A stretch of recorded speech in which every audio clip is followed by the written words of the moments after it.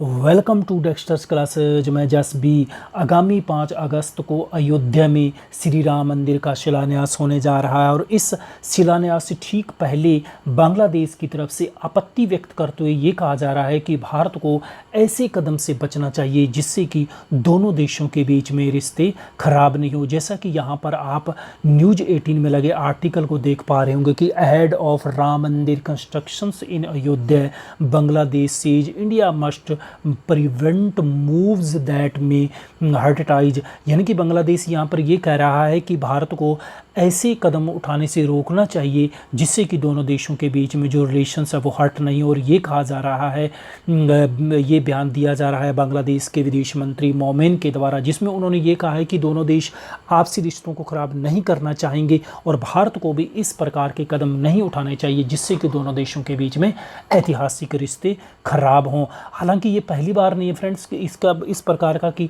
बांग्लादेश की भारत के आंतरिक मामलों में हस्तक्षेप किया गया। इससे पहले भी यदि आपको याद होगा कि एनआरसी के ऊपर भी और सीएए के ऊपर भी बांग्लादेश की तरफ से कड़ी आपत्ति व्यक्त की गई थी, जो कि भारत के आंतरिक मामलों सीधा सीधा हस्तक्षेप है। तो इसी के ऊपर आज के वीडियो में कंप्लीट एनालिसिस करेंगे, बात करेंगे कि दोनों देशों के बीच में इतिहास से लेकर वर्तमान तक के कैसे रिश्ते हैं। बने रहेगा वीडियो में आगे बढ़े उससे पहले निवेदन है कि यदि चैनल को सब्सक्राइब नहीं किया है तो प्लीज़ चैनल को सब्सक्राइब अवश्य कर लीजिएगा। अब यहाँ पर आप मैप में देख पा रहे होंगे कि भारत के पूर्व में बांग्लादेश है और बांग्लादेश के भी पूर्व में भी भारत ही है। तो इट्स मीन ये है कि भारत के चारों तरफ से बांग्लादेश घिरा हुआ है। यदि हम इतिहास में जाएं तो 1947 से पहले बांग्लादेश भी भारत का हिस्सा था। जब 1947 में देश का विभाजन हुआ तो तब ये भी पाकिस्तान का हिस्सा बन गया, जिसे पूर्वी पाकिस्तान कहा जाने लगा। लेकिन बांग्लादेश के पाकिस्तान में जाते ही वहाँ पर पूर्व बंगालियों के ऊपर पाकिस्तानी आर्मी के द्वारा अत्याचार किए जाने लगे, उनका जेनोसाइड किया जाने लगा। और इस बीच में फिर भारतीय सेना के द्वारा इंटरवीन करते हुए यहाँ के बांग्लादेशियों को उनके पाकिस्तानी आर्मी से के अत्याचारों से निजात दिलाते हुए बांग्लादेश को आज़ाद करवाया गया। और ये ईयर था सन 1971। तो 1971 से लेकर वर्तमान तक दोनों देशों के बीच में संबंध काफ़ी ज़्यादा अच्छे रहे हैं। लेकिन यदि हम वर्तमान संबंधों की हम बात करें तो दोनों देशों के बीच में संबंध वर्तमान में एनआरसी और सीएए को लेकर दोनों देशों के बीच में रिश्ते काफ़ी ज़्यादा डामाडोल देखने को मिल रहे हैं। क्योंकि देखिए सीएए में स्पष्ट रूप से ये था कि पाकिस्तान, अफगानिस्तान और बांग्लादेश से जितने भी अल्पसंख्यक उत्पीड़न का शिकार हैं उन्हें भारत नागरिकता प्रदान करेगा।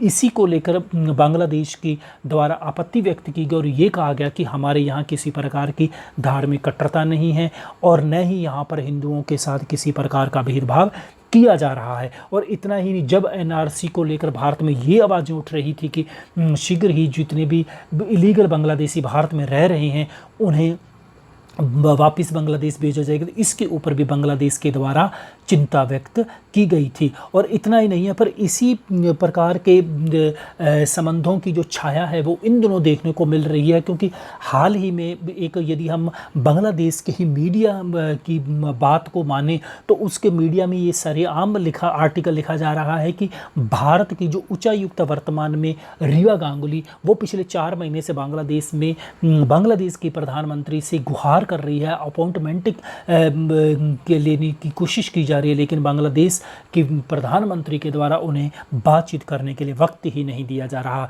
और इतना ही नहीं है जो भारत के उत्तरी पूर्वी सीमा के नज़दीक जो कि काफ़ी संवेदनशील क्षेत्र है भारत की दृष्टि से देखा जाए, वो है सिलहट। तो सिलहट में एयरपोर्ट टर्मिनल का निर्माण किया जा रहा है और उसका भी कॉन्ट्रैक्ट भारत की आपत्ति को नकारते हुए बांग्लादेश के द्वारा चीन की कंपनी जिसका नाम है बीजिंग अर्बन कंस्ट्रक्शन ग्रुप को दे दिया गया है। और ये जानते हुए कि ये भारत के लिए काफ़ी ज़्यादा संवेदनशील इलाका और भारत के द्वारा इसके ऊपर आपत्ति भी कर दी गई, तब भी बांग्लादेश के द्वारा भारत की आपत्ति को नकार दिया गया। और यदि हम फिर भारत के साथ साथ हम यहाँ पर यदि हम चाइना का एंगल देखें तो चाइना के साथ भी बांग्लादेश के आज के समय में बहुत ही बेहतर रिश्ते हैं, बहुत ही अच्छे रिश्ते हैं। क्योंकि जब से वर्ष 2019 से सत्ता में शेख हसीना आई है, तब से इस सरकार का एक बहुत बड़ा जो एक धड़ा है वो चाइना में से ज़्यादा रिश्ते मजबूत करने का इच्छुक है। और यही वजह है कि शेख हसीना के सत्ता में आने के बाद से लगातार भारतीय परियोजनाएं जितनी बांग्लादेश में चली उनको धीमा किया जा रहा है, उनके ऊपर ज़्यादा तवज्जो नहीं दी जा रही। और लेकिन वहीं चीनी जितने भी इंफ्रास्ट्रक्चर प्रोजेक्ट वहाँ पर डेवलप किए जा रहे हैं उनको बड़े ही समर्थन दिया जा रहा है, तेज़ गति से उनको निपटाया जा रहा है। हालांकि इस बीच भारत के द्वारा ये भी कहा, बांग्लादेश की सरकार के प्रशंसा भी की जा रही है और बांग्लादेश के द्वारा ये भी कहा गया है कि जो कश्मीर का इश्यू है भारत का आंतरिक मामला है, क्योंकि जब आर्टिकल 370 को पिछले 5 अगस्त को हटाया गया था उसके बाद बांग्लादेश के द्वारा ये स्टेटमेंट दिया गया था। लेकिन यदि हम बांग्लादेश कि चाइना के साथ हम बात करें तो उसमें ये कहा जा रहा है कि बांग्लादेश में आज बहुत ज़्यादा चाइना का प्रभाव है। और इसी से अंदाज़ा लगा सकते हैं हाल ही के दिनों में चाइना ने बांग्लादेश के उत्पादों पर 95% का ड्यूटी फ्री कर दिया था। इसके ऊपर भी हम एक वीडियो बना चुके हैं, यदि नहीं देखा है तो नीचे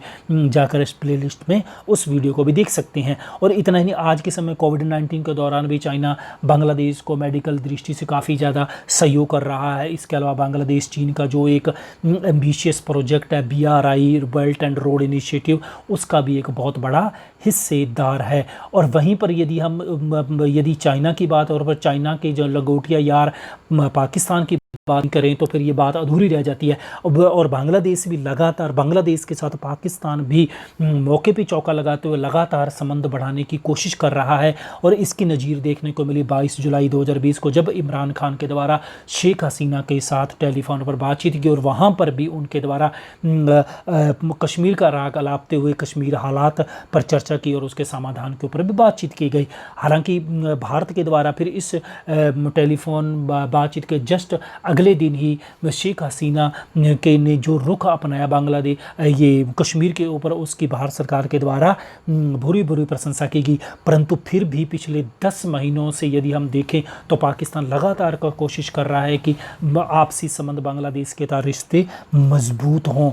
और इतना ही नहीं है, जब से नवंबर 2019 से भारत के द्वारा बांग्लादेश से निर्यात को बैन किया गया है, तब से बांग्लादेश प्याज का बड़ी मात्रा में आयात कर रहा है पाकिस्तान से। और इतना ही नहीं, पहली बार पिछले 15 सालों का यदि हम पाकिस्तान और बांग्लादेश के व्यापार की हम बात करें तो उस पिछले 15 सालों में पहली बार ये देखने को मिल रहा है कि बांग्लादेश के द्वारा पाकिस्तान से कृषि उत्पादों का भी लार्ज स्केल पर आयात किया जा रहा है। और इन दिनों यदि हम बात करें तो जब से इमरान